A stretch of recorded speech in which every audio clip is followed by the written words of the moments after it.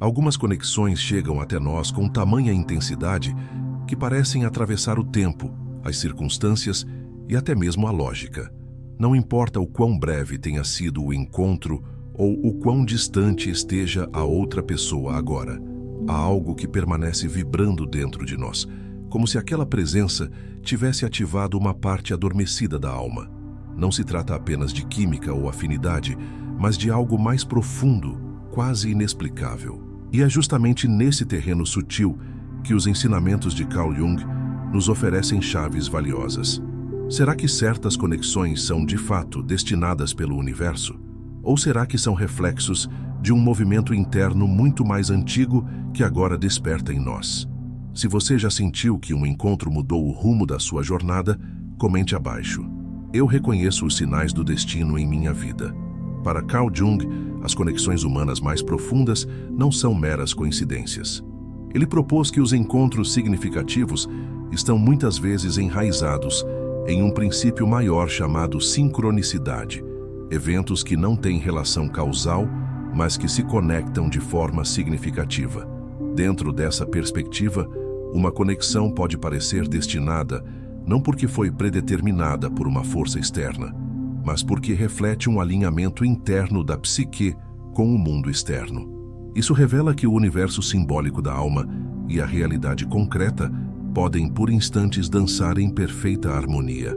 Jung acreditava que carregamos dentro de nós imagens arquetípicas, formas universais de experiência, e que as relações significativas ativam essas imagens de forma poderosa. Quando encontramos alguém que nos toca profundamente, essa pessoa pode estar refletindo não só desejos e expectativas, mas partes ocultas da nossa própria psique. Isso nos leva ao conceito da projeção, onde aspectos internos, especialmente os inconscientes, são lançados sobre o outro. Essa projeção pode ser o início de um processo de individuação, no qual somos convidados a integrar essas partes esquecidas ou negadas de nós mesmos. Outro conceito essencial aqui é o da sombra, que representa tudo aquilo que não reconhecemos em nós. Às vezes, sentimos uma ligação instantânea com alguém, porque essa pessoa evoca justamente aquilo que nos falta ou que foi reprimido. E mais profundamente, as figuras do anima e do animus, os aspectos femininos e masculinos inconscientes dentro de cada indivíduo, também podem ser projetados em relações intensas, gerando um magnetismo que parece transcender a lógica. Há momentos na vida em que os acontecimentos se encadeiam com uma precisão quase mágica. Um olhar que cruza o nosso em um lugar improvável. Uma conversa que parece responder uma pergunta interna que ainda nem tinha sido formulada. Ou o reencontro inesperado com alguém que parece ter saído diretamente dos sonhos. Para Carl Jung, esses episódios não são apenas fruto do acaso, mas expressões de um princípio mais profundo, a sincronicidade. Jung desenvolveu o conceito de sincronicidade para descrever acontecimentos que, embora não possuam uma relação causal aparente, estão ligados por um significado que salta aos olhos do indivíduo que os vivencia. No contexto de relações humanas, isso se manifesta quando duas pessoas se encontram de forma inexplicável e, ao se olharem, sentem que algo maior está em jogo. Não se trata de superstição ou romantização, mas de uma percepção ampliada da realidade que integra o mundo interior com os eventos externos. A sincronicidade, nesse sentido, atua como uma ponte entre a psique e o universo. Quando estamos abertos e receptivos, esse princípio pode se manifestar como um chamado, um sinal que indica que estamos diante de algo crucial para nosso desenvolvimento pessoal. O encontro com alguém que desperta emoções profundas, ativa reflexões existenciais ou até mesmo provoca mudanças de rota, pode ser visto como um desses sinais. Essa pessoa aparece não para preencher um vazio, mas para iluminar partes nossas que ainda estavam adormecidas. Para que a sincronicidade seja reconhecida, no entanto, é necessário um certo grau de consciência. Muitas vezes, o ruído da vida cotidiana nos impede de perceber o caráter simbólico de certos encontros.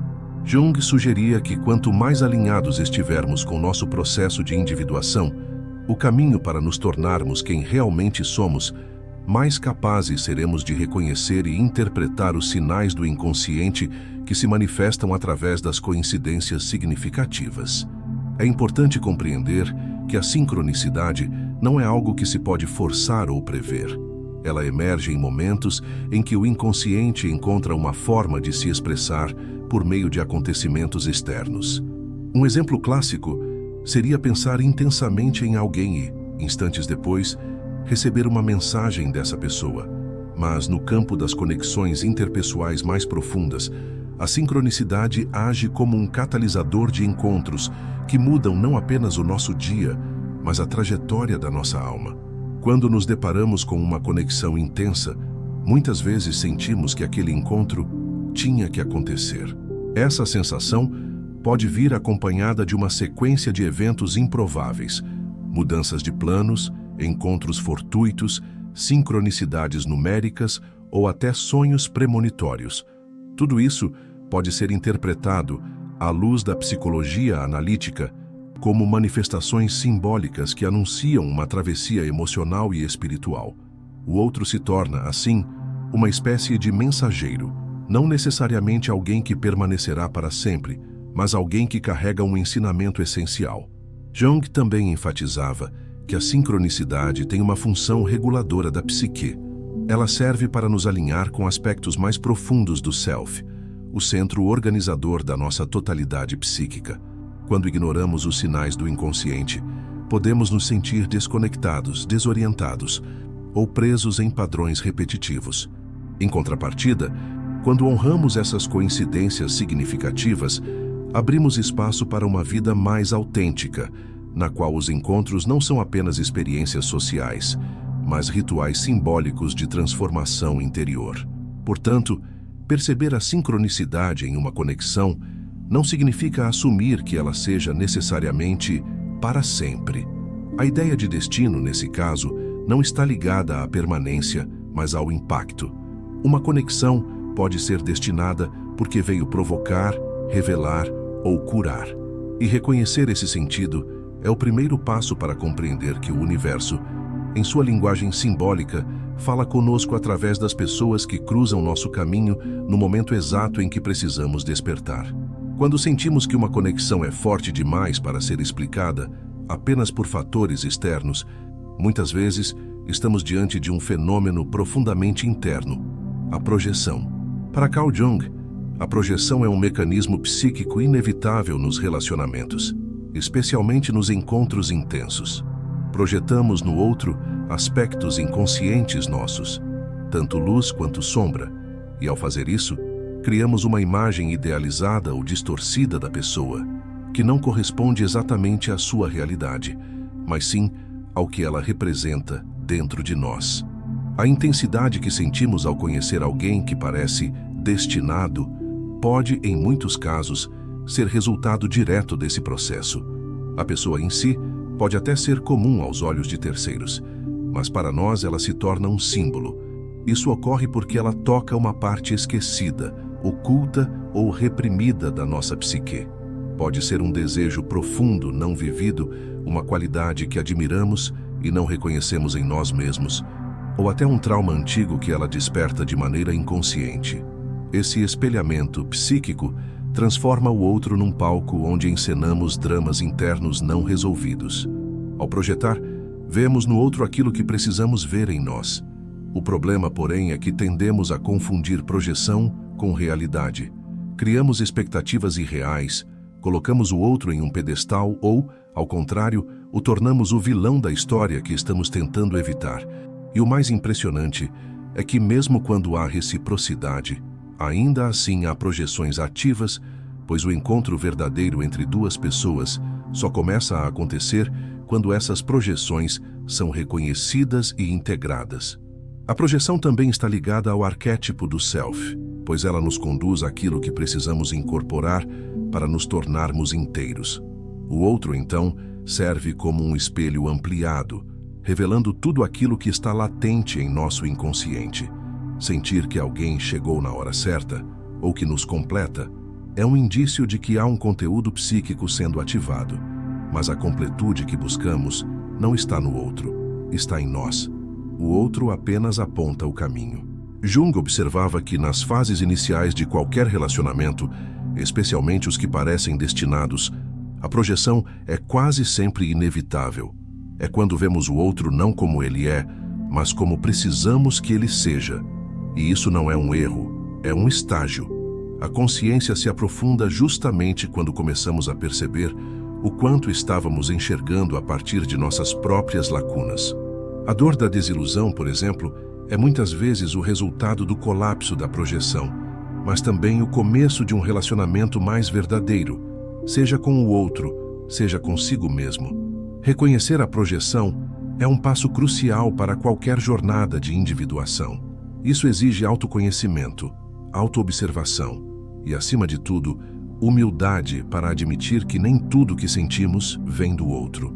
Muito do que vivemos em uma relação é, na verdade, um movimento interno tentando emergir.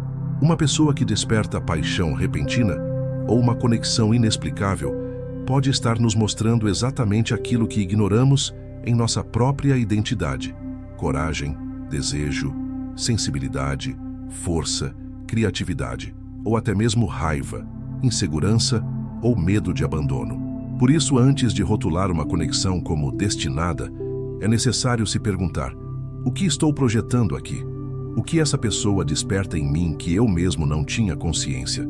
E mais importante, estou disposto a usar esse espelho como ferramenta de autodescoberta? Ou prefiro manter a fantasia intocada?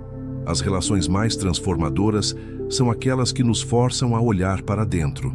O que começa como encantamento pode se tornar processo de cura. O que parece destino pode ser, na verdade, um chamado do inconsciente para integrar partes esquecidas do nosso ser. Ao trazer essas projeções à luz, a conexão deixa de ser ilusão e se transforma em um portal. E quando cruzamos esse portal com consciência, encontramos não apenas o outro, mas a nós mesmos. Existe um tipo de conexão que não se explica por afinidade, atração ou destino aparente.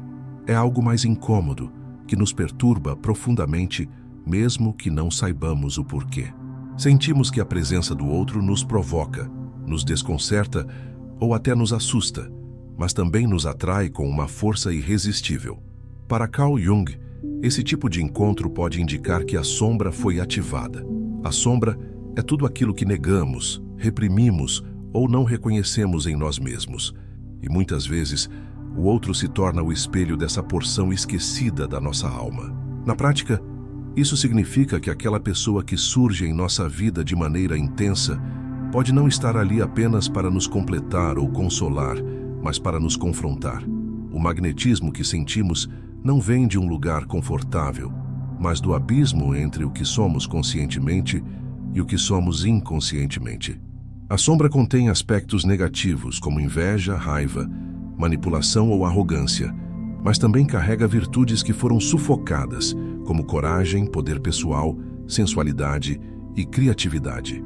Reconhecer esses elementos no outro é, ao mesmo tempo, desafiador e profundamente revelador. Quando nos conectamos com alguém que ativa nossa sombra, pode haver um estranhamento imediato. Às vezes, sentimos antipatia sem razão aparente, ou nos sentimos julgados, expostos ou vulneráveis diante daquela presença. Outras vezes, nos apaixonamos com uma rapidez incomum, mas logo em seguida surge o medo, a dúvida, o desconforto. Esse tipo de reação, segundo Jung, é um indicativo de que conteúdos inconscientes estão sendo mobilizados. O outro se transforma num portal simbólico para a parte de nós que ainda não foi integrada. E é justamente por isso que a conexão parece tão significativa. A sombra, por estar no inconsciente, não é visível diretamente. Ela se revela por meio das relações, especialmente as mais intensas ou desafiadoras. E quanto mais negamos a sombra, mais ela tende a se manifestar de forma projetada no mundo externo. É por isso que encontramos pessoas que nos irritam profundamente, ou que, de alguma forma, nos fazem sentir expostos. Elas nos mostram, sem querer, aquilo que evitamos ver em nós mesmos. E quando a sombra é ativada dentro de uma conexão aparentemente destinada, há uma oportunidade rara: transformar o encontro em um processo de profunda autotransformação. Para trilhar esse caminho, é necessário coragem. Encarar a sombra não é apenas reconhecer os defeitos pessoais, mas permitir-se sentir o que foi reprimido, dar voz ao que foi silenciado e assumir a responsabilidade pelo próprio crescimento. O outro não está ali para nos destruir, mas para nos revelar. Cada conflito, cada fricção emocional, cada sensação de desconforto é uma mensagem simbólica que pode ser interpretada com honestidade e atenção. A relação torna-se, assim, um espelho que nos devolve uma imagem mais completa, não idealizada, mas autêntica. Jung ressaltava que a integração da sombra é uma etapa essencial no processo de individuação, e nas relações, esse processo se intensifica. Quando conseguimos identificar o que o outro desperta em nós, especialmente aquilo que nos desestabiliza, podemos recuperar partes preciosas da nossa psique que estavam fragmentadas. O desconforto inicial se transforma em clareza e a dor do confronto se converte em liberdade. Paradoxalmente, quanto mais aceitamos nossa sombra, mais nos tornamos inteiros. E é essa inteireza que nos permite amar com verdade. Assim, a conexão que parecia ser obra do destino pode, na verdade, ser uma convocação do inconsciente para que confrontemos o que precisa emergir. O universo simbólico que Jung descreveu está repleto de imagens que nos aproximam da totalidade. E o outro, nesse cenário, é um dos símbolos mais poderosos. Ele não vem para preencher, mas para desenterrar.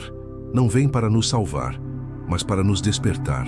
Quando compreendemos a função da sombra nas relações, entendemos que não existe acaso quando o impacto emocional é profundo. O outro aparece quando estamos prontos, mesmo que não estejamos conscientes disso.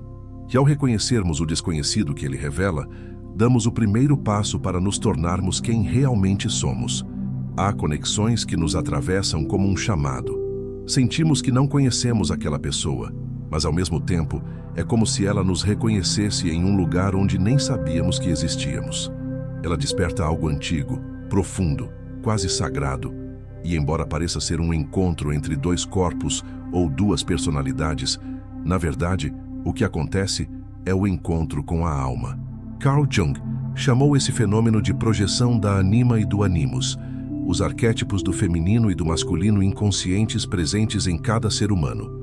A anima representa o aspecto feminino da psique masculina, enquanto o animus representa o aspecto masculino da psique feminina. Eles não são simplesmente traços de gênero, mas símbolos da totalidade interior que buscamos integrar. Quando conhecemos alguém por quem nos sentimos profundamente atraídos, não apenas fisicamente, mas emocionalmente e espiritualmente, é possível que esse encontro esteja sendo guiado pela ativação desses arquétipos. O outro se torna um receptáculo da nossa imagem interna do divino interior. E é por isso que, muitas vezes, essas conexões parecem transcender tempo, espaço e lógica. O fascínio, o encantamento e até a idealização que sentimos por alguém em certos encontros não surgem apenas da personalidade real da pessoa, mas do poder simbólico que ela carrega para a nossa psique. Quando projetamos a ânima ou o animus em alguém, não estamos apenas nos apaixonando, estamos inconscientemente buscando completar uma parte de nós que permanece adormecida. Esse tipo de amor, descrito por Jung, não é superficial nem casual. Ele nos transforma. É como se o outro trouxesse a chave de uma porta interna que jamais conseguimos abrir sozinhos. Essa experiência, embora profundamente rica, também carrega riscos. Quando permanecemos presos à projeção, podemos nos perder na fantasia de que o outro é tudo o que precisamos, ignorando o fato de que ele apenas espelha algo que precisamos encontrar dentro de nós mesmos. O verdadeiro desafio surge quando a idealização começa a se desfazer, quando percebemos que o outro é humano, falho, complexo. Nesse momento, temos duas escolhas: nos decepcionar e recuar, ou reconhecer que aquela pessoa nos guiou até um ponto crucial da jornada interna, onde podemos finalmente integrar aquilo que ela apenas refletiu. A integração da ânima e do animus é essencial para a individuação. Jung acreditava que, ao desenvolvermos uma relação consciente com esses arquétipos, nos tornamos mais equilibrados, criativos e conectados com o self, o núcleo da nossa totalidade psíquica. No entanto, essa integração não acontece sem dor. Muitas vezes exige desapego, maturidade emocional e uma profunda vontade de crescer. O encontro com o outro, nesse contexto, torna-se um rito de passagem. Não estamos apenas vivendo um romance ou uma amizade, mas atravessando camadas da psique que nos conduzem à verdadeira transformação. Quando dizemos que uma conexão foi destinada, podemos, à luz de Jung, interpretá-la como um movimento do inconsciente em direção à cura e à totalidade. A alma reconhece o que a mente ainda não entende. O outro aparece não por acaso, mas como resposta a um chamado interno que talvez ignoramos por anos. E quando esse encontro acontece, ele nos tira do eixo, nos confronta, nos eleva, nos desmonta. Tudo isso porque veio cumprir uma função psíquica vital. Algumas dessas conexões permanecem, outras partem, mas todas deixam marcas. Elas mudam o olhar, transformam a escuta, refinam o sentir. A imagem do outro permanece viva dentro de nós, não como ilusão, mas como símbolo. Um símbolo do que ainda precisa ser abraçado, compreendido, curado. O arquétipo da ânima ou do ânimos, quando ativado por uma relação, nos mostra que o amor verdadeiro não é a fusão com o outro, mas a união com o que fomos separados dentro de nós mesmos. No fim, amar profundamente alguém, à luz da psicologia junguiana, é uma das experiências mais espirituais que se pode viver. Não porque o outro seja perfeito, ou porque o destino tenha traçado um caminho imutável, mas porque ele foi o espelho onde nossa alma se viu pela primeira vez. E é através desse reflexo que começamos, enfim, a caminhar em direção ao nosso próprio centro. Ao longo desta jornada, exploramos como encontros marcantes podem carregar significados muito mais profundos do que imaginamos. Através dos conceitos de sincronicidade, projeção, sombra e dos arquétipos de anima e animus, mergulhamos na possibilidade de que algumas conexões não sejam meras coincidências, mas manifestações simbólicas de um processo interno de transformação. O outro, muitas vezes, chega como um espelho, um catalisador ou até um mensageiro do inconsciente, despertando em nós o que precisa ser visto, curado ou integrado. Essas experiências, embora intensas, não devem ser romantizadas ou interpretadas literalmente como almas gêmeas ou predestinação. Jung nos convida a olhar para esses encontros com profundidade, responsabilidade e consciência. O destino, nesse contexto, não é um roteiro fixo, mas uma dança entre o que está dentro e o que se manifesta fora. Se este conteúdo ressoou com você, inscreva-se no canal agora e ative as notificações. Isso nos ajuda a continuar trazendo reflexões transformadoras. E antes de sair, clique no vídeo que está aparecendo aqui na tela. Ele vai aprofundar ainda mais sua jornada de autoconhecimento. Seu caminho é único e cada conexão pode ser uma chave. Use-as com sabedoria.